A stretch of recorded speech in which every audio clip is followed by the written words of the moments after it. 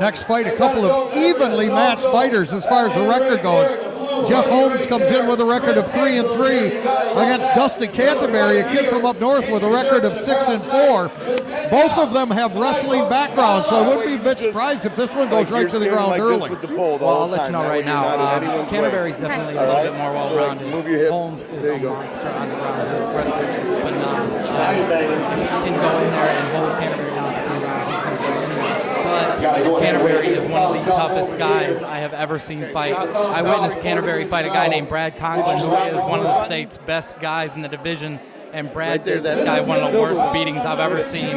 And Canterbury was fighting to the end looking for the win. So, I don't know, man. If Canterbury can weather the storm, he can possibly win this fight. If he can do something to create some offense for himself, you know, who knows? One of the things I've seen coming down to help you out with this, Terry, is a lot of these kids are from the Constantine Cassopolis area, Niles, Brandywine. A lot of the kids that I watched wrestle as they were growing up and into high school, these kids are well-rounded wrestlers with great coaches. So once they take something to the ground, they're very comfortable when they get there. Absolutely. Everybody on this card is a well-rounded fighter. I think there's in this area, and everybody that I bring on any card is going to be a well-rounded fighter. And if they're not a well-rounded fighter, they are going to be a very bad dude in one aspect. But, I mean, everybody on this card is very, very well-rounded. Well, that's nice to see. I'll tell you what, in the fights that we've been involved with up north, with a lot of the other promoters, the matchups are between people who just have like records. They really don't research and don't have as much knowledge of the background of the fighters, I think, that you take into effect when you're putting this card together. It looks like you took into effect the backgrounds of these fighters as far as their wrestling backgrounds and everything that has to go along with it, which says a lot about you as a promoter.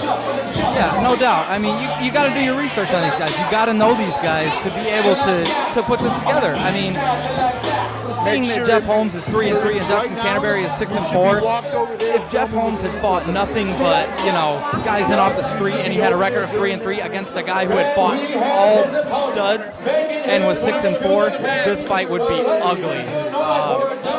You gotta pay attention to that. I mean, you gotta know your product, and you know, like these guys, you know, every single one of them was matched evenly tonight. Every one of them, and there's not a single fight on here where I can look at it and I can be like, hey, this guy is gonna win. Everyone is evenly matched. It's as simple as that. That says a lot about what you do as a promoter, Terry. We're seeing that the crowd here is into this. They're watching these fighters come to the cage. They're interested in who these fighters are and where they're coming from. But as you can see, they've brought people with them that are interested also. So here we go. Dustin Canterbury just getting ready to come into the cage. Jeff Holmes already standing in the cage, anxiously waiting. This fight looks like it'll go right at it. They'll go right at each other, which is going to be something that this crowd really wants to see. Oh yeah, the only thing is I'm interested to see how these guys, they definitely look like they're about to go after each other, but with their styles, it'll be very interesting to see what they go for. I mean, with Canterbury knowing how good a wrestler Holmes is, if he's done his research, he'll know better than to go in there and try to get into a straight wrestling match. And, you know, with Holmes knowing how tough Canterbury is, if he's done his research, you know, he's not going to go for a quick kill. So it'll be interesting to see if these guys try to mix it up at all, or if, you know, one guy just thinks that they're that much better than the other in one aspect. This fight's interesting. Once one of them starts to throw some punches, I think the other's going to probably want to take it to the ground. Here we go. Here's Johnny O with the introduction. All right, fight fans, here we go. We have the fighter standing to my right. Fighting out of the blue corner, he weighed in at 125 pounds. He is an MMA. Hey, don't forget about that body. He fights for Crow's Nest Mixed Martial Arts from Constantine, Michigan. Make some noise for Jeff Holmes. And we have his opponent sent across the cage. Fighting out of the red corner, he weighed in at 125 pounds. He is an MMA record of 6-4 from Grand Rapids, Michigan.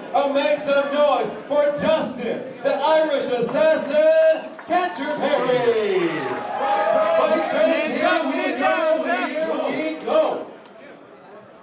I guess here we go, huh, Terry? Yeah, here we go. This fight is going to be very exciting.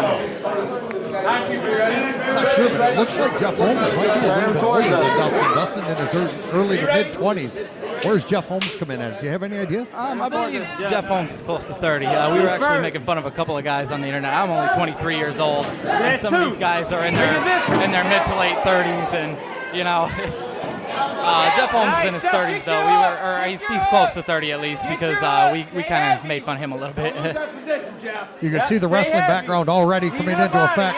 Hand inside the groin area. Absolutely, that's called a spiral ride. It is too.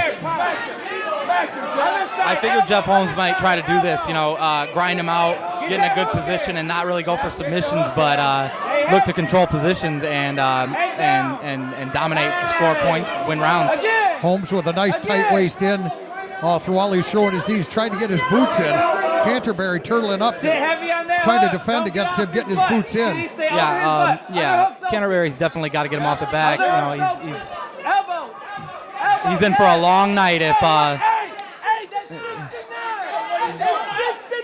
You're not watching the meeting. There's no elbows allowed until the main event. The confusion there. Cameron Snyder's a good guy. He's a good referee. You know, we forgive him. Definitely wanted to enforce a rule if that was the rule. Wanted to enforce it. Misunderstood the rule. It's actually the opposite. There's no elbows in the main event. Yes, elbows all through until the main event. Absolutely, yes. Right. Referee's going to put it back. Explaining the instructions to the fighters. Oh my God. Referee going to put it back. Get your position, Jeff. Fighting position. The same exact position. Putting in the same position. A nice way for this to begin again. With Jeff Holmes on top. Dustin Canterbury again in the turtle position, just trying to defend himself from the strikes and the elbows of Holmes. Yeah, Holmes is doing a really good job of riding the back. He's got a nice deep hook in. It looks like he's just trying to ride him here. He's just trying to ride him and ground and pound. I haven't even seen him attempt to choke. Canterbury's doing a good job, though, of getting the arm to the other side of his head to avoid the rear naked choke, but it doesn't seem like he's going to be able to get out of there, though. Holmes has amazing hip pressure here. He is getting a little high, though. He is, too. Canterbury sensing that, trying to pull on the arm farther, as he's got it on the wrong side of the head for Holmes to be able to do anything with the left arm. His right arm, Holmes is trying to do something with the leg, listening to his coaches and trying to do something. Doesn't really understand what his coaches are trying to say. Yeah, he's doing a good job of keeping the position, though. I mean, Canterbury's not going to be able to get out of this. Yeah. Holmes is just an amazing top rider, phenomenal wrestler. But as long as he keeps Canterbury keeps the arm on the other side of the head, he can't get struck like this. And now he's getting flattened out. He's in trouble here. He's in trouble.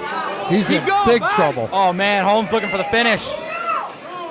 And Canterbury's tough though. Just like I said, Canterbury is tough. He had a way out of there, and he continued fighting. He's trying. He's got a good choke in, and Holmes has got a nice rear naked choke in deep. Canterbury is in trouble. He got him. And a submission. Beautiful submission victory for Jeff Holmes. Dustin Canterbury, one of the tougher dudes in this weight class.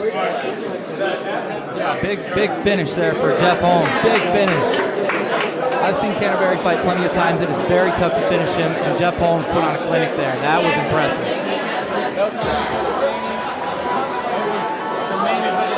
Now with clap of the blocks that Cam was looking at, thought it might have been the end of the period, or end of the first round. Nope, 10 seconds left. Holmes gets the submission victory. Canterbury did tap right at that point.